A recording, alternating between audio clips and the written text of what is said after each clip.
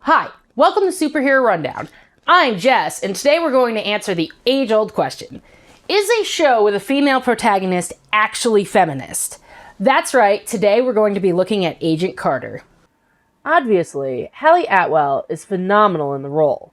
Since Captain America the First Avenger, she has been absolutely nailing it and Captain America. To the wall. When he fucks up. Get your head out of the gutter! I really wanted to like this series as a whole, but if it was only one season, I could have lived with that. Season 1 is pretty great. Good references, great acting, and a good mystery. Season 2 is a chore, to put it lightly. Let me show you what I mean. Season 1 takes place in 1946, and oh my god. Webster is alive and hasn't aged a day. What a Nazi. Yes, Webster from Civil War. That Webster. Anywho, the Scientific Strategic Reserve, or SSR, treats her as a glorified secretary and as Captain America's liaison, in spite of the fact that she did a damn good job in the war.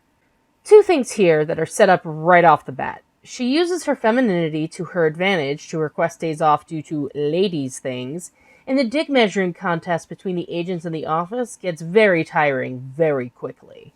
And if you wanted to have fun with this concept, you could have included more than just white guys. In surrounding Peggy solely with male allies, Agent Carter runs the risk of implying she's the only woman competent enough for the job. The show's point is actually far more nuanced. Because Peggy is so ridiculously competent, she's the only one who's able to break through the glass ceiling and keep performing this kind of work after the war. But right now, Agent Carter is telling, not showing that fact, which is both sloppy writing and a missed opportunity for representation, writes Caroline Seed in The Fascinating Flawed Gender Politics of Agent Carter. Sousa, the guy with the crutch from a war injury, does actually treat her like a person. The others, including her chief Dooley, not so much. And one of the common threads of the series is that everyone around her gets hurt or dies. Captain America, Colleen, who was her roommate in the first episode, other people, I guess. The problem with this show is that it shows Peggy being assertive, but people don't take her seriously because she worked with Captain America. Actually, if you think about it, it's really not that feminist. She's practical, but not optimistic. She's smart, even smarter than her superiors when she is one step ahead of them for the whole season. At one point in the second episode, she fights a bad guy while the Captain America Adventure program plays, and instead of asking had enough like her colleagues would, she says, "Is that all you've got? Hello?" It's quite empowering. Let's talk about her sidekick, Jarvis. He protests but follows Peggy's orders. He even informs her that Steve saw her as an equal. Because Captain America was really ahead of his time. Except when he was a Nazi. Yeah, but we don't talk about that. But just because it's a feminist show doesn't mean our hero can't make mistakes. She botches an interrogation of Jarvis, which leads her colleagues to be misogynistic assholes. She shows off her bullet wounds on her shoulder in a nightclub to get an invention of Howard's, but inadvertently allows Sousa to actually find out who she is.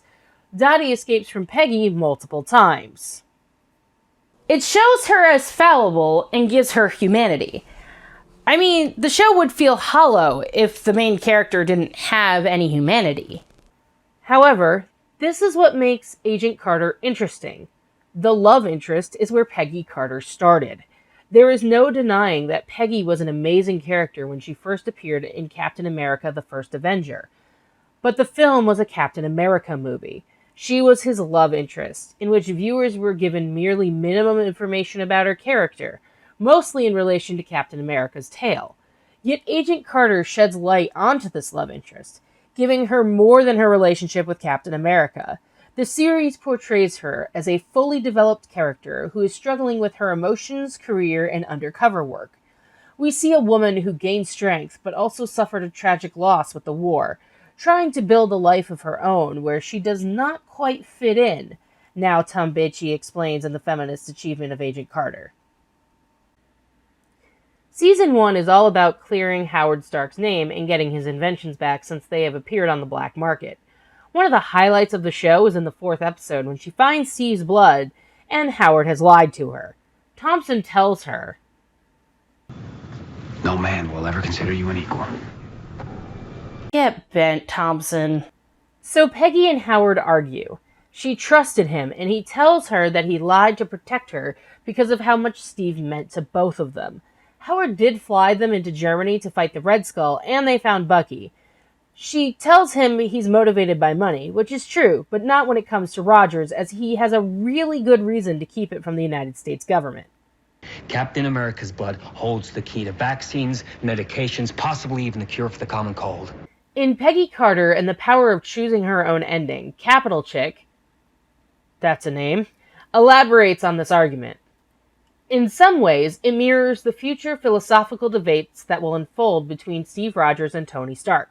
However, the argument is emotional precisely because of what Steve means to both of them. Howard says, "I know exactly how much Steve meant to you because I know exactly how much he means to me." As their argument continues and Peggy grows increasingly emotional, she describes what Steve meant to her beyond the romantic. Steve Rogers dedicated his life, his mind, and his body to the SSR and this country. I'm not as good as Steve was. I forgot my pledge running around for you like a corporate spy. So thank you, Howard, for reminding me of who Steve was and who I aspire to be. The memory of Steve inspires Peggy to cling to her integrity even when the world tells her that it is naive to do so. She will ultimately reject Howard's argument and dispose of Steve Rogers' blood to preclude its potential misuse.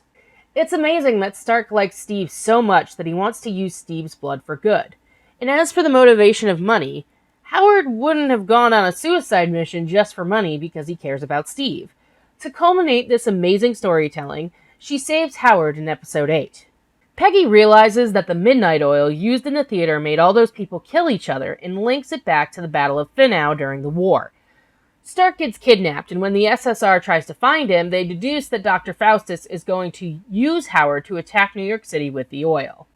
After a brief but great fight between Peggy and Dottie, and I'll cover them a bit later in the video, Peggy tries talking Stark down. Howard's greatest regret is not being able to find Steve in the ice.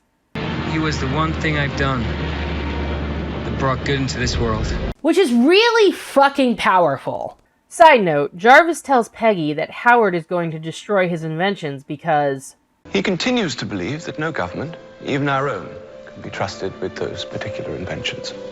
Which is a really great callback to Tony telling the United States Senate they can't have the Iron Man armor. Meanwhile, Peggy, at the end of the season, goes to the Brooklyn Bridge and dumps Steve's blood in a private funeral for him. She knows her value, and it's a powerful message to women. And Capital Chick, still a name, goes further by connecting it back to Steve. In Peggy's own words, 2 key truths from her perspective are established. 1, she considers Steve Rogers to be the love of her life. And 2, she fought side by side with him. Even if the world belittles her for being involved with him romantically or for simply being a woman, Peggy views their fight against Nazis together as a side-by-side endeavor. Steve Rogers never treated her as anything other than an equal partner. It should also be noted that Steve reciprocates Peggy's sentiment in group therapy during Endgame, when he too says that he lost the love of his life in 1945. Let's talk about Peggy and her relationship with Thompson. Thompson, for the most part, is a prick to Peggy Carter. Because he's a prick for thinking with his prick. Dick. During episode 5, the two go to Europe and run into her friends, the Howling Commandos, whom Peggy ran with in World War II. Thompson comes up with a plan, but the Commandos look to Carter for help. Thompson asks for a better plan and gets one from the woman. Thompson finally lets her lead the mission as he freezes due to his PTSD, and when they get back, Thompson even invites Peggy out for a drink. Which is nice. Dum Dum Dugan definitely knows how the SSR treats Peggy, and is not giving a fuck about making fun of their sorry asses. As well he should. Dottie Underwood. I love Dottie. She's so badass. She seems like the girl next door, then BAM! Assassinates a guy who's trying to kill Peggy. While Peg's in Europe with her friends and Thompson, Dottie takes the opportunity to look for Cap's blood. Dottie is the very definition of Seems like the Russians would want to train grown men. Women are often overlooked, taken for granted. They can slip easily through a man's defenses. Caroline Seed explains, but rather than make the endlessly interesting Dottie its central antagonist, the show cycles through an array of boring minor villains before introducing Ralph Brown's evil Dr. Ivchenko, who's increasingly become a focus in these final episodes, and who is, you guessed it, a white dude. Agent Carter is wonderfully unapologetic about its female lead. I just wish it had been a little less cautious with the rest of its ladies, too. Though props to Dooley, he has Peggy follow her hunch and investigate the women Stark has been with over the past several months for the Leviathan operative. And it turns out, in the end, Peggy is right, because Dottie was one of the women Stark was with, though she was under a different name. So after Sousa discovers that Peggy is a traitor, everyone goes to get her, but Dottie manages to get there first, and knock her out. With Carter's own lipstick, after she went back for Steve's blood. Though she did discover that Dottie is the Leviathan agent, so good work. In the interrogation, Peggy doesn't budge, even when she gets fired. But when she catches Dottie communicating with Dr. Faustus, she confesses to everything she did behind her coworkers' backs. She is asked how she did it, and she discloses. Why would you go through all that trouble instead of coming to one of us? I conducted my own investigation because no one listens to me. I got away with it because no one looks at me. Because unless I have your reports, your coffee, or your lunch, I'm invisible. She then shows them Steve's blood to prove she's telling the truth, that she only wants a second chance to keep him safe. Honestly, she's obviously telling the truth. She gave her last remaining link to Captain America, to Steve Rogers, up to prove to her colleagues that she was just doing her fucking job. But Dooley thinks she's lying. Meanwhile, Sousa and Thompson go after Dottie, but she gets away and Faustus kidnaps Stark, leading to the fight between Dottie and Peggy. The fight is short, but very good. It has the two women's ideologies in focus. Peggy fights for Captain America's ideals, while Dottie is fighting to kill Peggy and to kill America where it stands in 1946. Dottie and Faustus almost got away with it if it weren't for that meddling woman. In Why Agent Carter is Such a Good Example of Feminism by Anca Lordacescu, she explains about why Peggy is so important as a character. She is real, unapologetic about her emotions, and does not fake it just because it doesn't look good or women should keep appearances. Also, screw women are so emotional and can't think straight because Peggy owns her feelings. As every human being out there, she goes through hardships, especially after Captain's gone, and it is reoccurring in her life, but she finally moves over. Not a drama queen, not ashamed of loving. But it only goes so far, because Season 2 is a completely different story. It's middling at best and definitely not feminist, mostly because it moves Peggy to Los Angeles and rehashes the issues of men not taking her seriously. At this point, it's honestly tiring. After Carter finally gets Dottie and arrests her, she goes to LA to help Sousa investigate a frozen body in Southern California. Anyway, the mystery of the season seems to be zero matter, the same stuff that Cloak uses to teleport. It turns out that everything is connected to this Hedy Lamarr type named Whitney Frost and her husband Chadwick. Jason Wilkes, a black scientist, gets infected with it, and it's a race to save him and stop Whitney, but it feels hollow for a lot of it. They have tension between Sousa and Peggy again, and basically reset the status quo. It's like they had a triumph of feminism in the first season, then they were like, well, we don't really know how to write feminism, so let's just start over again. There's a romance with Wilkes, to an extent. There's also Vernon Masters, Thompson's mentor, who sits on the Council of Nine. It would be a great story if it didn't feel so slow. If they lost 2 of the episodes, it could have been on par with Season 1, maybe even better since Whitney was introduced in the first episode of the second season. Though it does explore race through Wilkes, even if very briefly. In order to help Peggy, he would have to turn on the only company that hired a black man in 1947. Upon research, he doesn't appear in comics and seems to only be part of the show. So that's some forward thinking. But he is helping her on the inside, even if he gets caught by another scientist. Peggy meets up with Wilkes. He tells her that he wants to trust her, but needs to know who he's trusting if he's running the risk of treason and prison with his company. So this is an interrogation and a date. Interrogation? There's gotta be a word for this. Smooth. That's it. This guy is smooth. But let's talk about the power behind Chadwick's throne, Whitney Frost. Whitney, being a Hedy Lamarr type, wants to continue discovering zero matter, against the Council of Nine's wishes. She plans to steal it, but she and Wilkes end up absorbing it instead, and for the rest of the season, she does the cliche villain things. Killing people, wanting to set off an atomic bomb, killing more people. You know, the 1940s. And I wouldn't mind it so much if there wasn't a glaring issue. This season is not about Agent Carter. Her presence feels more incidental to what's going on around her rather than leading the action as she did through the first season. She keeps discovering things accidentally rather than through good detective work. The season seems to focus more on the relationships that the main men have, Chadwick, Jarvis, and Sousa, as well as Wilkes trying to date her. Thompson is being mentored by a man, so this really became L.A. Noire. What the fuck? Steve would be so pissed. Though there is one funny line in the season. But they're ready for a movie based on a comic book. Sounds like a dreadful idea. So they are trying, even if it doesn't always come through. They do utilize Howard quite nicely this season. He helps them get Dr. Wilkes more corporeal, and we see how much of a genius Stark actually is. He's more than his inventions. And episode 3 is where I lost my shit. Let me explain. Sousa finds out that Whitney is actually Agnes Cully, the Hedy Lamarr type with Hedy Lamarr also running around, but okay. Let's say, for the sake of argument, that there are two ladies that everyone discovers later in the century. The problem comes in when you consider the first season. Carter knows her value. She doesn't need a man to tell her that.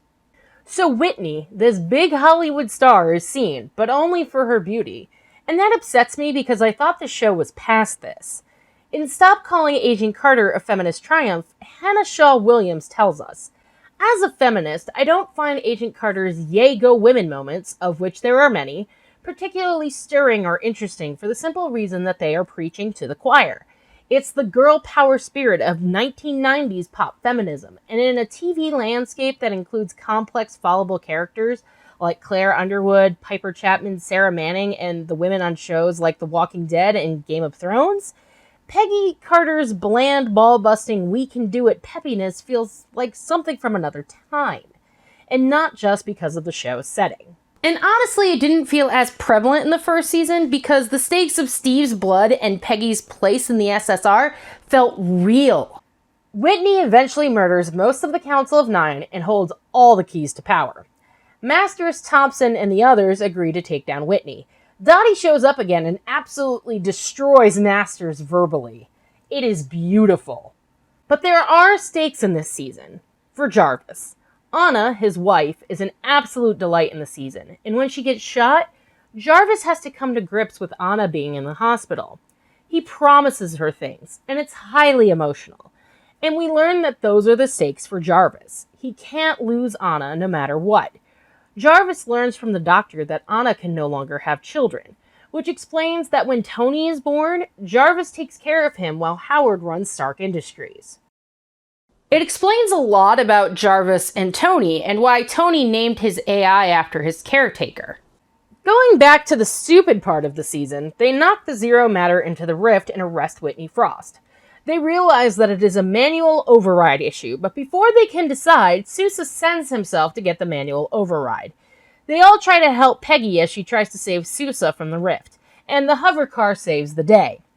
Whitney gets locked up in a mental institution at the end of the season, Wilkes gets a job at Stark Industries, and Peggy stays in Los Angeles. Oh, and Thompson gets shot and killed for Peggy's file, which is why I'm treating it as an afterthought. There's another good quote in this season. We are standing before an incomprehensible rip in the fabric of our world. Here's a 7-iron. And as much as I want to applaud this show, we're just not here for the occasional one-liner. It's Disney's brand of feminism, and Sadie Doyle confirms this in Agent Carter's feminism is more about making money than gender equality, by saying, it's heavy-handed, and in a retelling perhaps slightly confusing, but effective. The message here is, yes, comic book adaptations often reduce women to damsels in distress. But that's over now. Look at Agent Carter. I can see why it's worked for feminists and friends of mine. All of the social justice-oriented reviews of this show that I've seen have been positively glowing. It might have worked for me too, in different circumstances, but I was keenly aware at the time that I wasn't just watching a feminist superhero show. I was watching a Marvel Comics property branded as Feminist. Now don't get me wrong, some of Agent Carter is good. It's got good characters, the first season has a good story, some of the characters get real stakes. All of that is good, but it pales in comparison with the bad things. Lackluster writing in Season 2, rehashings of old plots, some characters going back to how they were in Season 1. Doyle continues, given Marvel's influence, yes, it's good that Agent Carter has feminist ambitions, a strong female lead, even some understanding of women's history. And that should be the standard for all Marvel movies, because like it or not, they're one of the most powerful cultural forces in the world. This is what the representation part of feminist analysis is good at demanding. If these entertainments are going to be ubiquitous, they had better not be harmful. But let us not confuse a corporation adjusting its marketing strategy with feminism. Let us not assume Marvel wishes to do anything but acquire a new revenue stream. And let us not, dear Lord, commit the sin of gratitude for the bare minimum. Because feminist ambitions or not, a win for Agent Carter is a win for an increasingly consolidated media landscape. One in which a very few, very rich businessmen, almost all white, almost all men, claim a monopoly on our visual storytelling mediums in order to tell the whole world one or two big stories that they personally control. Fucking rich white dudes ruin everything! But the point is this. Just like Marvel can give you Captain America for the blue states and Iron Man for the red, or Thor for dudes and Agent Carter for ladies, it doesn't matter if you like comic book movies or hate them. All Disney wants is your eyes. While you're reading and recommending the article about how Marvel ruined film, the website hosting the piece is collecting Disney brand traffic that it can use to get money for Disney that it can use to make, whoops, more Marvel films. Disney doesn't have a stake in the political issues, but it does have a stake in funding the stories that return the most profits. If it can sneakily glean funding from the dissidents, whether by confiding in them about the evils of franchises or by catering to their resentment of sexism in comics, so much the better. The Walt Disney Company doesn't aim to be popular. It aims to be inescapable. There should not be a moment of your life, from cradle to wedding night to parenthood to grave, that you do not spend watching, listening to, reading, wearing, or visiting something that does not profit Disney. Every entertainment experience should fund this one company, which will then use your money to make products you can't help but buy. They just want your eyes. Black Panther made $1 billion and Disney was like, holy shit, that movie only had like 2 white people in it. Huh, it's almost like representation matters. Who'da thunk it?